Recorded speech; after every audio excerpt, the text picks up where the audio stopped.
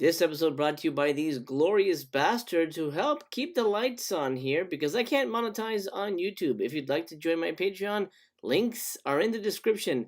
But thank you, patrons. Thank you very much.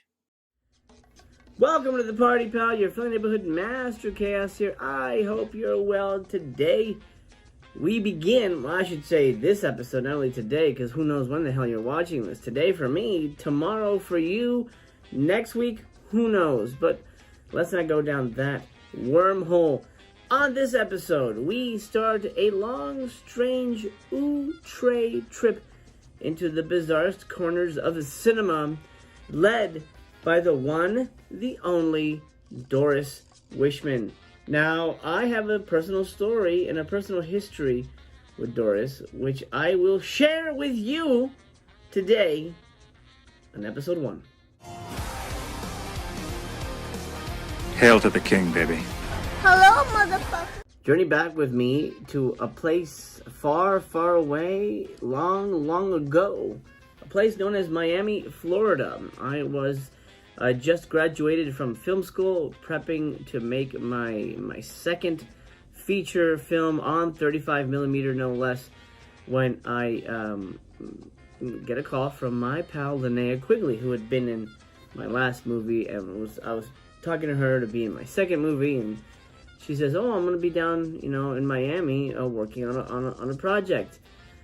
I was like, "Oh, that's awesome. What's it about?" She goes, "Oh, it's kind of like a mystical revenge movie, and it's directed by Doris Wishman."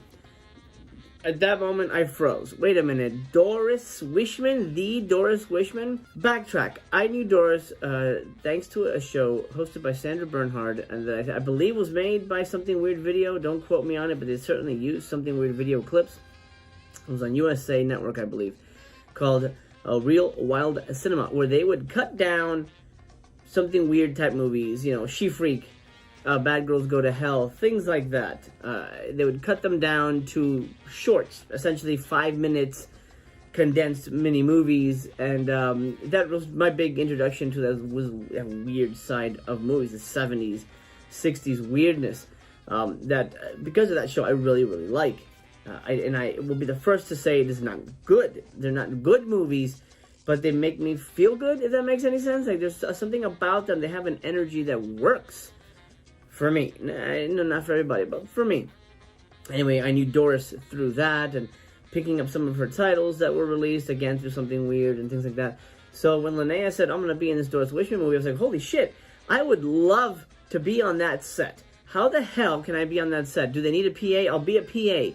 Now, it's rare to almost never that a director will want to be a PA. PA is low man on the totem pole. It stands for production assistant. You're a gopher. Hey, go get me some coffee. Hey, can you bring the actress a cup of water? Can you go make sure that they're ready? All that stuff. So it's super low man on the totem pole. Like, I'll be a PA, whatever they need. I'd love to meet her and work with her. I think that'd be great. So she called Michael Bowen, the producer, who is also her biographer. We'll talk about him in a minute when we discuss the two movies today. And then he contacted me through email. He's like, "Hey, yeah, we'd love to have you. It's going to be a really small production, but, we could use some help." I'm like, fantastic. And then I get on set, and I meet a couple, the other PA, who was also sort of helping with camera, was another big Doris fan. So it was made by Doris Wishman fans. Michael is a big Doris Wishman fan. That's why he's the biographer. They brought back C. Davis Smith, who became a dear, dear friend. I love Chuck very much. He was at my wedding. That's how much I love Chuck. For an important reason, Chuck was at my wedding, and I'll explain as I continue down this journey. Chuck was a cinematographer. He shot most of Doris's movies. He worked a little bit on the movies we're going to be discussing today. He's just a wonderful human being. So I instantly liked him. I instantly liked Michael. And then I met Doris. And she is kind of a bristly, off-putting person. She's at the time she was kind of the old Jewish grandma kind of stereotype. She was very welcoming. She was very nice. But it was almost, and I'm not disparaging here at all, but it was definitely like, she could have done anything without us, obviously. She didn't need the help. We were there to just kind of be in awe of her working. And then I saw her direct a scene. And I don't know how this woman has made, you know, over 40 movies or something like that. It was like, this felt like some old lady wanted to make a movie before she died, you know, and I'm just talking, you know, again, not disparaging, but just in terms of like what it looked like. If I had no idea who Doris Wishman was, it looked like some old lady who really wanted to, her lifelong dream was to make a movie, and here she was trying to make a movie, you know, before she, you know, shuffled off the mortal coil. You know, and I've never seen anyone direct a movie the way she does. The fact that she's constantly talking over the scene. It's action. You shut the fuck up, and you let the actors do what they gotta do. You direct them before the take, not during. Doris would constantly give direction. You know, an actor would walk, okay, you walk into the room, okay, come on over here, you look around, and the scene is going, we're filming, and I'm looking over at Chuck, he's like, he's sure you know, you look around, you go to this chair, you kick a chair for no reason. I guess it made sense to her, but it didn't make sense to anybody else, especially the actor. I'll never forget an actor turning to him and go, kick the chair? Why would I kick the chair? He goes, just do it. So she would direct them like she was making a silent movie. I mean, this is how Charlie Chaplin would work. But you could do that when you weren't recording sound. The problem is, you are recording sound. We were shooting on DV. So you had to dub everything, which is time consuming and more, you know, more expensive and frustrating and dumb. But that's how Doris worked. And while I didn't necessarily understand her approach to cinema, I appreciated who she was and what she stood for. Doris Wishman made an ass ton of movies, and there's a ton of ass in her movies. And we will talk about them in depth as we go along. What I hold in my hands is the first box set from AGFA, The Twilight Years, the films of Doris Wishman.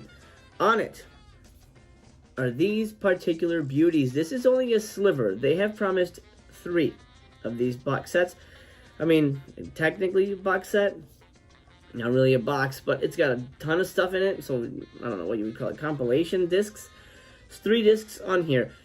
This will be the first of 3 episodes focusing on the Twilight Years box set. I'm dividing them by disc.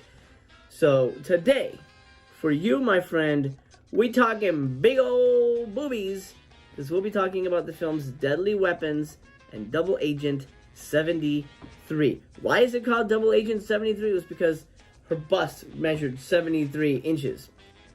I'm not kidding. As a matter of fact, I probably can't show much footage from the movie because it's full of lady meats. And, you know, YouTube frowns on lady meats, which I agree with you is discrimination.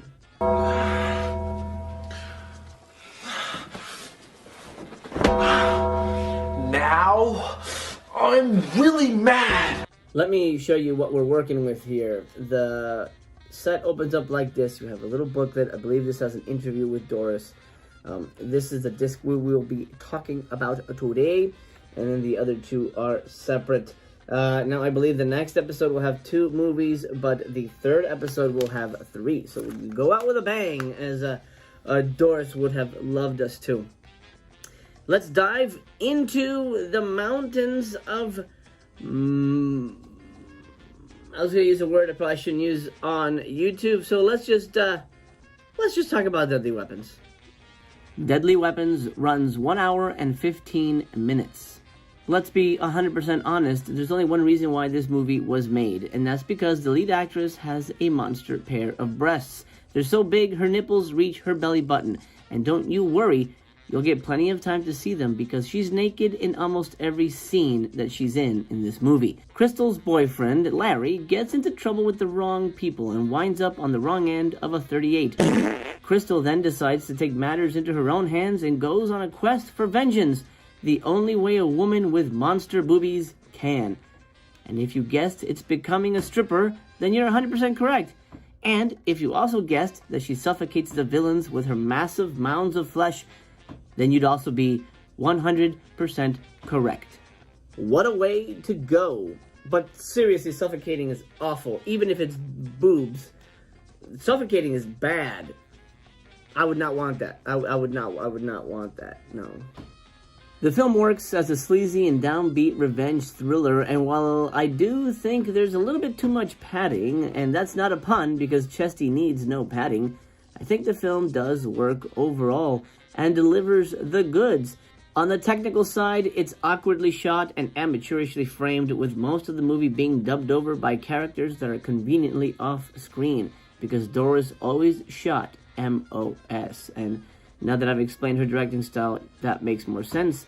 But let's be honest, that's part of the charm. You don't come to a Doris movie expecting Kubrick-level perfectionism. Porn star Harry Reams co-stars here in a non-nude role as a sleazy mobster, and he turns out to be the best actor in the goddamn movie. One thing's for sure though, this lady had back problems. The film includes a commentary track by Michael Bowen, and it is a must listen to because it gives you all the background information you need and more. Like I said, Michael is her biographer, so he knows his shit. He's working on a book. He's told me it's almost nearing completion, and I'm going to announce it now. We are scheduling a live interview, hopefully to coincide with the end of my reviews of the Moonlight Years box set, the second box set. Of titles that should hopefully be shipping to me pretty soon from Vinegar Syndrome. So once I've done at least the first two box sets, I'm going to have Michael come on and talk all about Doris Wishman. So all your questions will be answered. He pretty much knows it all. He even interviewed Chesty, who's still alive and kicking, and I hope she is well wherever she is in the world, which I believe is Florida. But anyway, I hope she's okay there. Now, I met the most important person on... by the way, that movie we worked on was called Each Time I Kill, and you may never see it. It's really bad. I have a copy of it, but it was on a German release. I don't know if it'll ever show up on an AGFA release or anything like that. We shall see. But it's real bad, and it's Doris's last movie. I got to work on Doris Wishman's last movie. No matter the quality, I was there for the last hurrah, and that's a big deal to me as a film fan. So I miss Doris, and I respect her, and hopefully one day you get to see the movie, but just be prepared, it's not very good. Anyway, on that movie that I met Michael and Chuck, I also met the most important person in my life, and that was Mistress Chaos. She was a PA. She came in one day, she answered an ad. You know, she had just graduated film school as well, and you know, she was looking to get film on-set experience, and we just so happened to meet on a Doris Wishman movie. Crazy.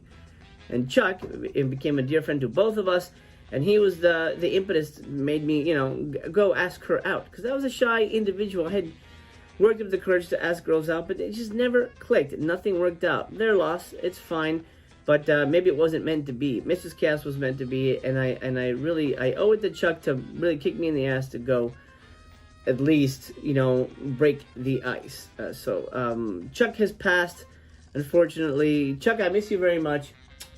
You're a dear friend. I love you. Thank you for everything. I'm still in touch with his son, Chris, who's become a fast friend. And I miss Chuck very much. But these movies have not only reminded me of Doris, but of my really strong friendship with Chuck, who was at my wedding, was at my going away party in Miami when I moved to Los Angeles. I love him dearly. Anyway, folks, let's continue with Deadly Weapons. Sorry for the aside, but I feel I should give you my personal connection to these movies. Anyway, Michael's commentary, 100% necessary. It's the only special feature on here, but you will need it going forward to understand these movies. Now, what rating would I give Deadly Weapons? You're going to be shocked, baby Mocklet, but I'm going to give it 4 stars. That's right. I think it's pretty damn good. I think it's a pretty solid movie. As a revenge picture, it works. They use the assets at hand. Yeah, she's got big tits. Absolutely, she's going to smother these idiots to death. It makes perfect sense. And yeah, you get to see them a lot, so don't worry about that.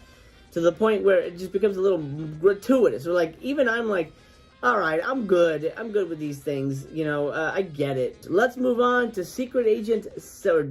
Double Agent 73, which is more of the same, but worse.